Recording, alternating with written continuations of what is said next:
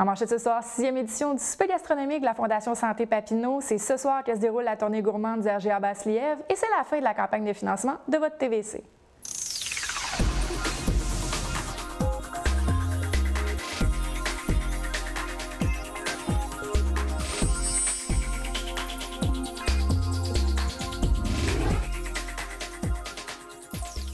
Bonsoir, mon nom est Josiane Hardy, bienvenue à cette édition des FOMAG. Je vous le mentionnais lors du bulletin de mardi dernier, la Ville de Gatineau tenait une rencontre publique afin de mettre sur pied un plan d'action pour la politique de développement social. Environ une quinzaine de personnes se sont déplacées hier soir à la salle communautaire à Buckingham afin de mettre sur papier des idées pour inclure dans le plan d'action.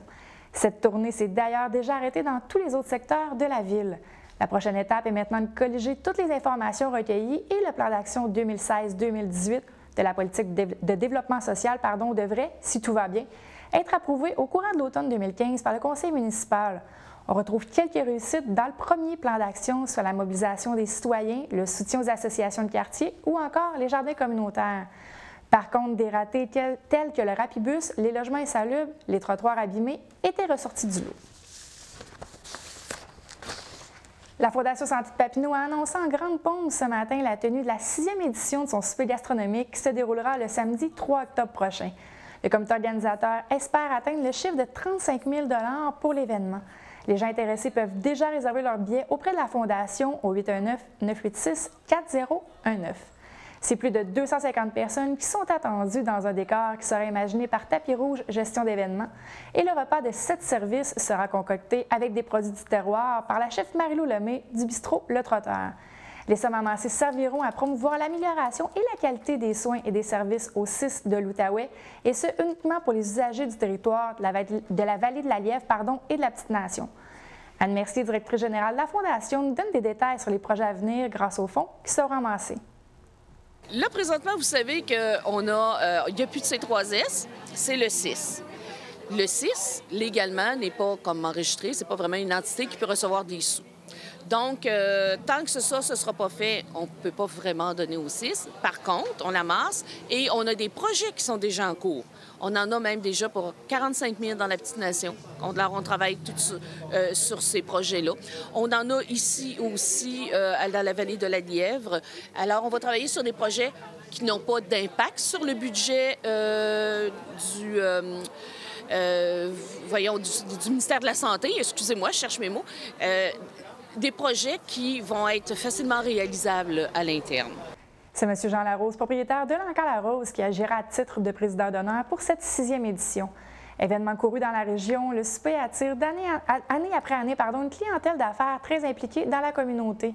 Malgré un horaire chargé, c'est avec un immense honneur et un grand plaisir que M. Larose a accepté la présidence de l'événement. Bien, madame, ça fait déjà 2 ans que je participe au souper gastronomique. Puis, les 2 fois, c'était une très belle expérience. J'ai aimé, il y a un réseautage. Tous les gens d'affaires de la Basse-Lièvre, les Petites-Nations sont là. Fait qu'on fait beaucoup de contacts.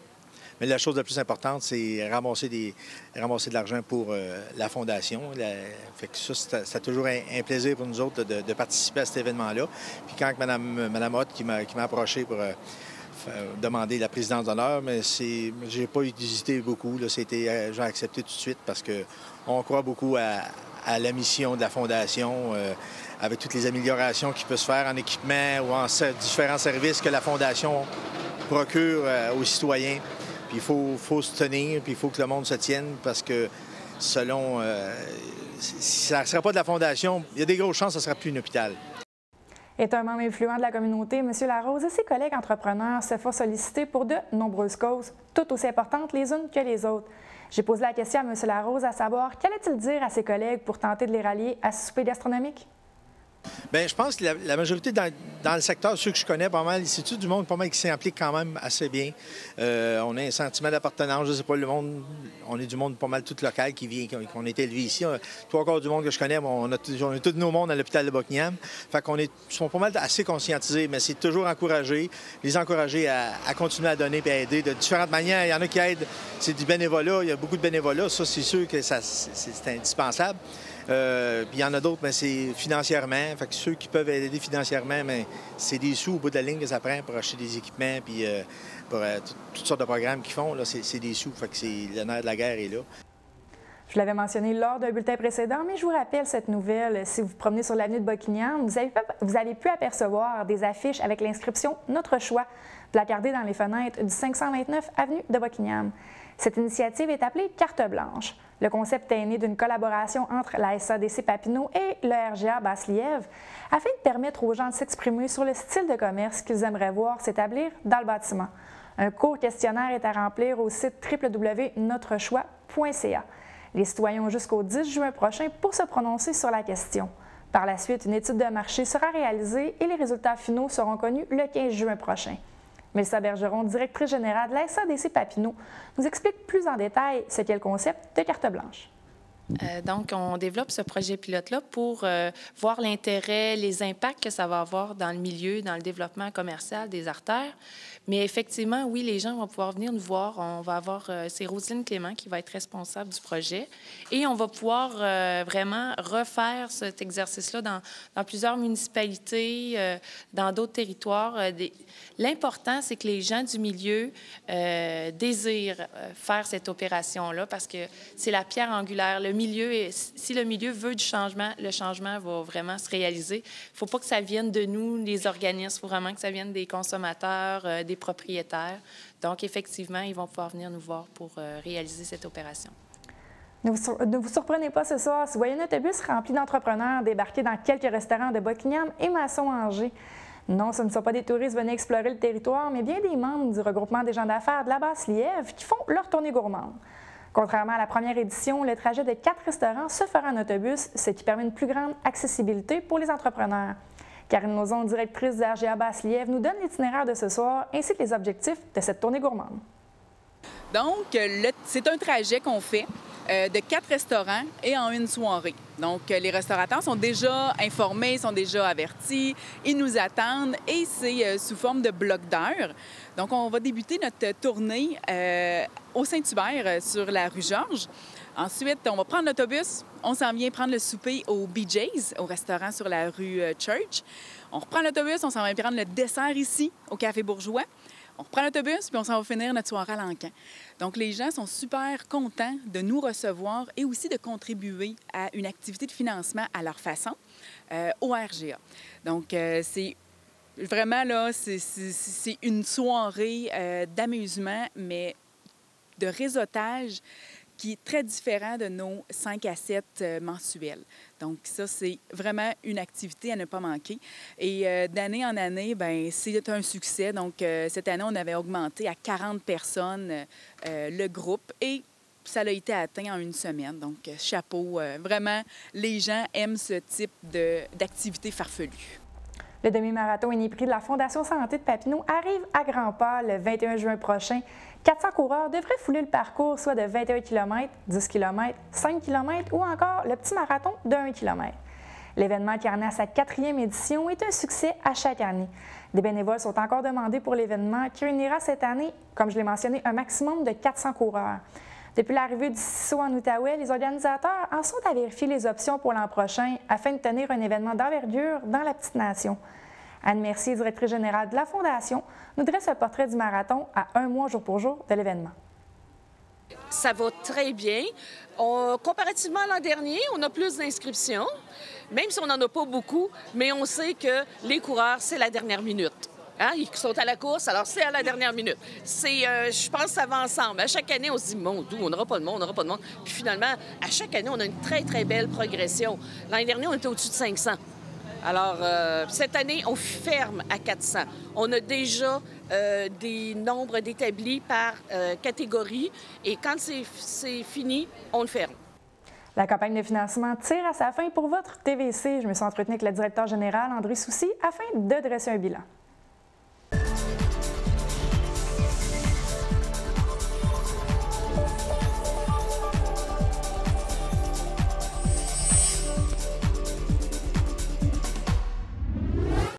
Je Je suis avec M. André Soucy, qui est directeur général ici à la TVC. André, bonsoir. Bonsoir, Josiane. D'abord, on est sur la fin de la campagne de financement. Est-ce qu'on a encore le temps de s'inscrire? Comment ça fonctionne? Bien, c'est certain.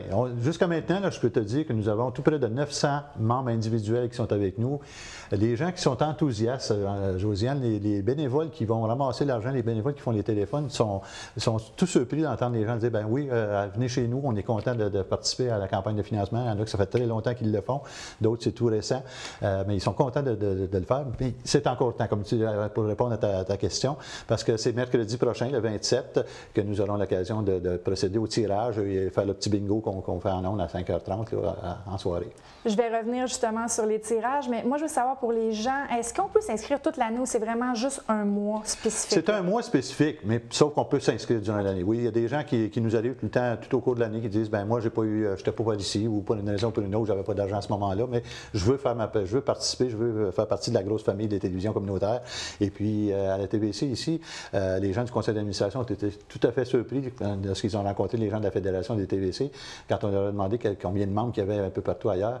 Et quand on a dit qu'on avait entre 1000 et 1200 membres tout le temps ici à la télévision communautaire, année bon an, mal an, ils ont été surpris de savoir qu'on était peut-être celle de la télévision communautaire avec le plus grand nombre de membres, des gens qui participent.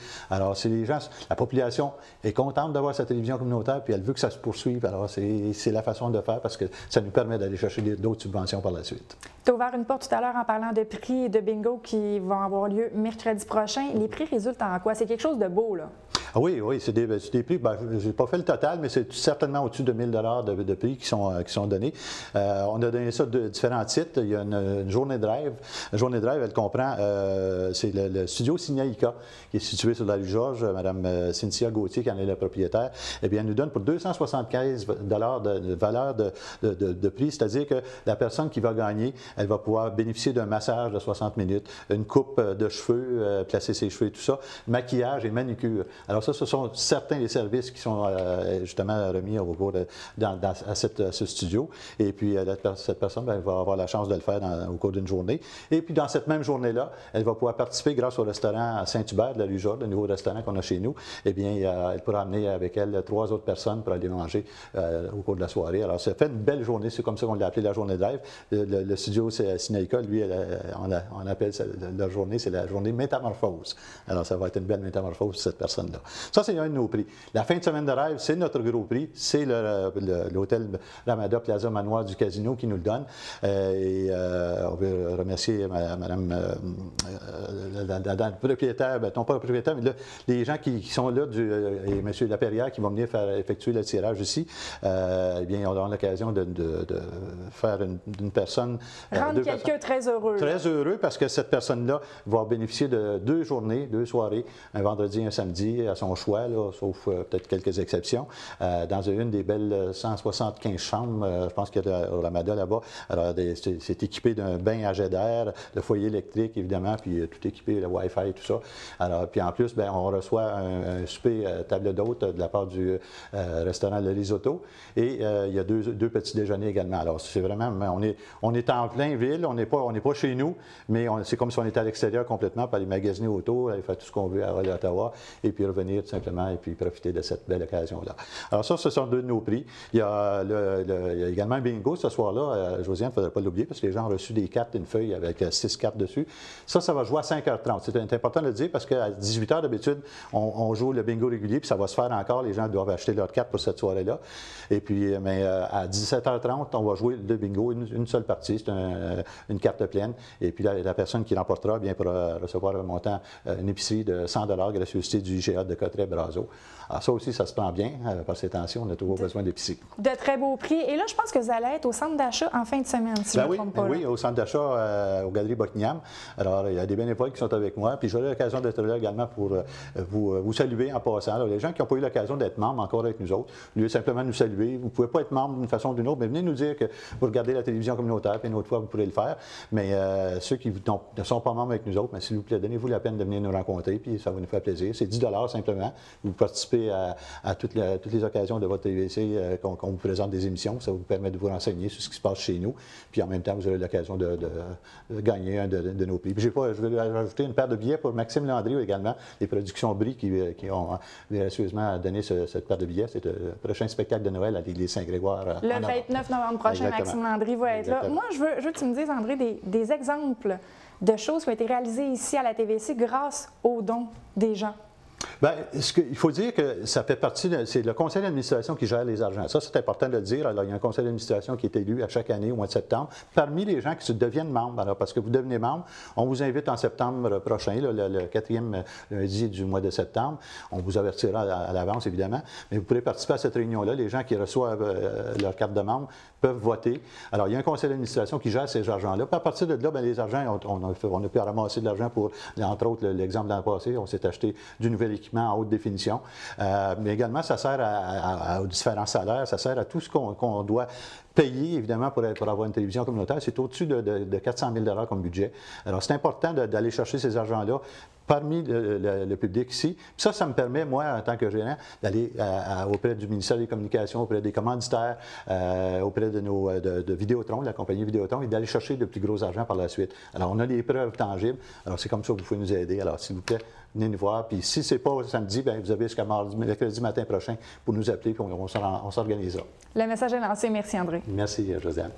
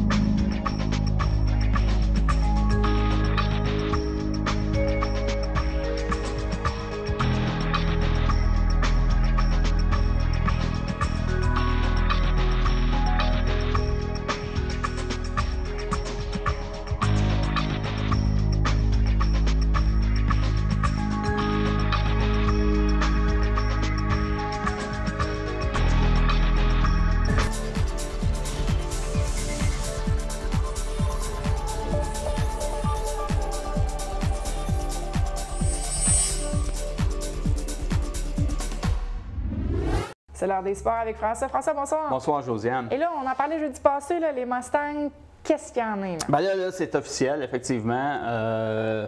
Les Mustangs ont décroché une franchise là, dans la Ligue junior de hockey du Québec, anciennement connue sous le nom de la Ligue junior 3A, la nouvelle appellation.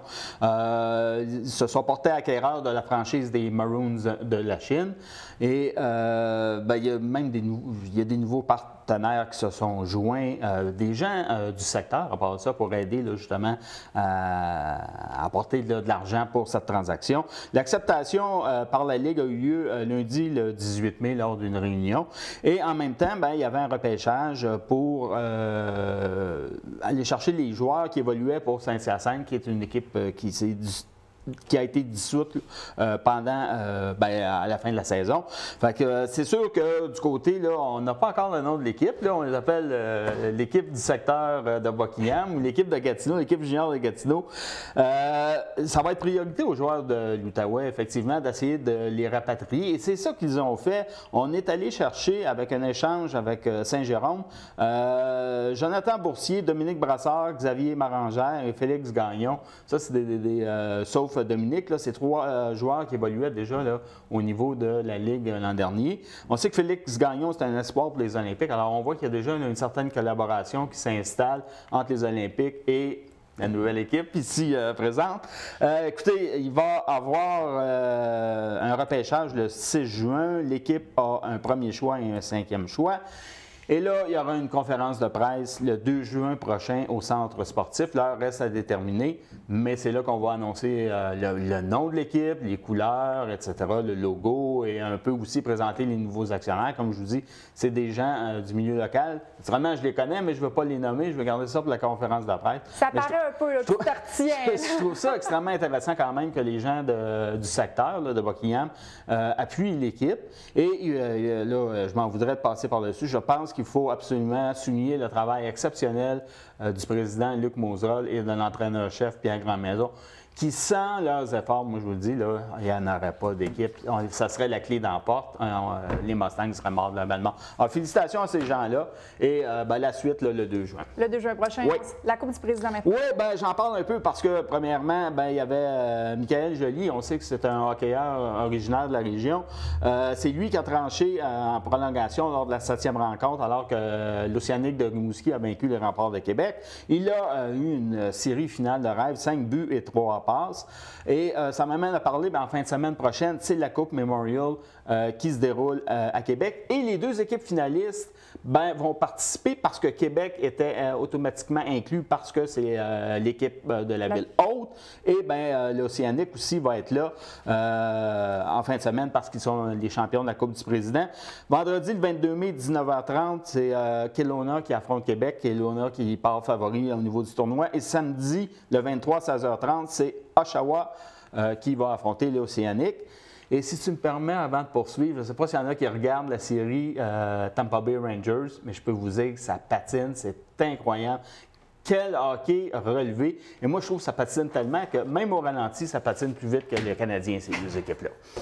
Excellent. C'est mon petit commentaire. Ton deuxième, et là, on s'en va en baseball. Oui, on s'en va en baseball. On sait que les activités ont débuté là, depuis 2 semaines dans la Ligue junior élite du Québec. En fin de semaine dernière, le Hall volant se dirigeait du côté du Saguenay. Ils ont divisé un programme double. Une victoire de 5-3 qui s'est décidée en 7e manche, alors que Nicolas Côté, appelé comme frappeur de relève, a frappé un circuit de 3 points. Alors, ça a effacé un déficit de 3-2 pour changer ça à une victoire de 5-3. Il faut souligner aussi la très belle performance de Danick Janven, qui a lancé un match complet et avec seulement 3 coups sûrs. Dans le deuxième match, on oublie ça, c'est 8-0. Saguenay s'est repris. Et dimanche, on a repris un match qu'on avait parti à cause de la pluie. Défaite de 7-1 contre Pantigny. Écoutez, c'était 1-1 en 6e, mais là, 3 erreurs dans la même manche, salut, bonsoir. On voit là, que, en tout cas, c'est encore de bonheur dans la saison. On sait que l'objectif du Hall volant, c'est de faire les éliminatoires. Et là, ça va encore très mal pour le FC Outaouais. Ah oui, le FC Outaouais, c'est la 3e défaite en autant de sorties. Quand même, une défaite de 3-2 contre les représentants de Mont-Royal-Outremont. Ce qui amenait l'entraîneur à dire que ça a été quand même une bonne prestation parce que les joueurs ont bien joué, mais il y a eu un relâchement en fin de match et c'est là que l'équipe de Mont-Royal a pu marquer le but vainqueur. Faut quand même rappeler que l'an dernier, ils avaient eu 3 défaites dans toute l'année. Alors, un petit peu de nuage de ce côté-là. Le FC Gatineau ne joue pas en fin de semaine ici. Ils seront sur la route pour rencontrer le Lakeshore. Et je ne l'ai pas mentionné, la même chose. Le Hall volant n'est pas à la maison en fin de semaine. Fondation Pat Burns maintenant. Oui, il va y avoir un tournoi de golf, là, justement, au profit de la Fondation. Ça va se tenir le 7 août prochain au club Tecumseh. Et c'est sous la présidence d'honneur de Charlie Henry, là, pour ceux qui le connaissent. Naturellement, on sait que Pat Burns et lui ont été associés là, ensemble là, pendant quelques années ici. Il se dit très heureux de travailler au succès de cette fondation, là, justement, en égard du lien qui les unissait tous les deux. On vise 36 équipes de 6 joueurs. Il va y avoir des joueurs de la Ligue nationale ainsi que des anciens porte-couleurs des Olympiques qui vont participer. Les noms ne sont pas connus encore. On sait là, que le hockey n'est pas fini, donc c'est plus difficile. On peut s'inscrire via le site du club de golf Tecumseh ou celui de la Fondation. Excellent. Et là, formation gratuite pour les entraîneurs. Oui, on parle là ça vise les entraîneurs, puis les apprentis entraîneurs, ceux qui désireraient là, un jour devenir entraîneur, c'est ça, faire le saut. On sait qu'il y a une pénurie de toute façon de bénévoles d'entraîneurs là, à peu près à tous les niveaux. C'est en partenariat avec Physio Outaouais, c'est la concertation des saines habitudes de vie qui organise ça.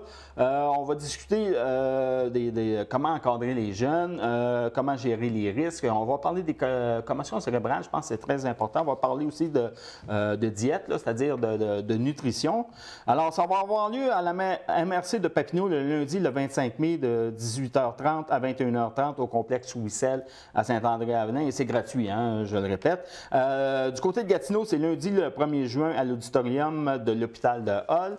Du côté de la MRC de la vallée de Gatineau, mercredi le 3 juin de 18h30 à 21h30 à la salle du club de curling de Maniwaki. Et du côté du Pontiac, pour finir, ça va être au centre de loisirs de Chaville le 9 juin de 18h30 à 21h30. L'inscription est obligatoire. On peut contacter Kim Pellerin au 643-6663.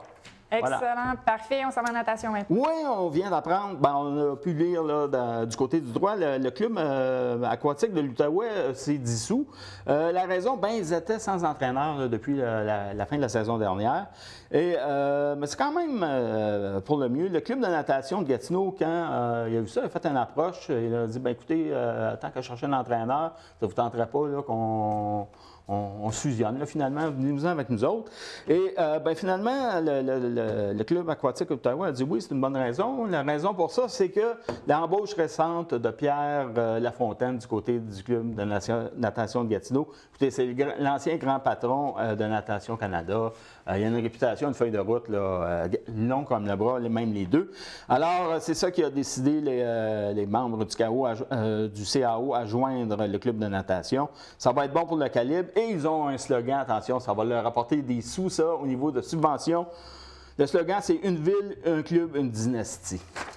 Hey, c'est bien. Non, mais c'est vrai. C'est vrai, c'est bien dit. Je l'attendais juste pas, celle-là. On s'en va à la gymnastique. On ne sait jamais. Championnat canadien de gymnastique en fin de semaine. Attention, c'est pas du côté du centre sportif, c'est du côté du complexe Branchot-Brière. C'est organisé en collaboration avec le club Unigym. Les billets pour le jour, c'est 20 $ pour les adultes, 15 $ pour les enfants. Au niveau des finales, c'est 25 $ et 20 $. Et pour toute la semaine, le billet, c'est 80 $ pour les adultes, 60 $ pour les enfants. Il y a un prix familial, 250 $, 2 adultes, 3 enfants. Alors ça, c'est quand même intéressant. 27 au 31 mai prochain, tous les grands noms de la gymnastique canadienne vont être là. Excellent. Là, on va sortir les chapeaux de cow-boy. Oh, ben oui, effectivement. Rodéo au Centre Gartin, ça a lieu le 22 et le 23 mai. Donc, c'est si je me mets les oreilles à zéro, c'est en fin de semaine. Oui. Oui, vendredi, samedi, oui. Ça débute à compter de 19h30. C'est le rodéo professionnel Wild Time. Il y a des chevaux sauvages. Il va y avoir du bull riding, là, c'est à dos de bœuf, alors c'est quand même spectaculaire. Il va y avoir, écoutez, le coût des billets, c'est de 15 à 45 $ là, selon l'emplacement dans l'amphithéâtre. Il y a des cowboys de l'Australie, du Brésil, des États-Unis et de partout au Canada. Présentement, il y a 45 bull riders qui se sont inscrits. On ne dit pas combien il y a de bœufs qui sont présents, cependant. Très rapidement, football. Oui, on sait que le rouge et noir aime bien courtiser là, les francophones. Alors, il y aura à nouveau un match inter-équipe du rouge et noir à Montbleu le 18 juin. On promet également des visites à la Ligue de Subway et au Griffon, là, des joueurs qui vont se déplacer, aller voir ça. Match inaugural du rouge et noir aura lieu le 25 juin à Montréal. Excellent. Merci beaucoup, François. Ça m'a fait plaisir. Je vous remercie d'avoir été des nôtres. Je vous rappelle qu'il est encore temps de vous inscrire pour devenir membre de votre TVC, juste à passer ici à la station ou encore nous appeler au 819-281-8250. Donc, vous pouvez aussi aller voir l'entrevue que j'ai réalisée avec M. André Soucy qui va se retrouver sur le site Internet et la page Facebook de la TVC dès demain. Mon nom est Josiane Hardy. Je vous souhaite une très bonne fin de semaine et on se reparle mardi prochain.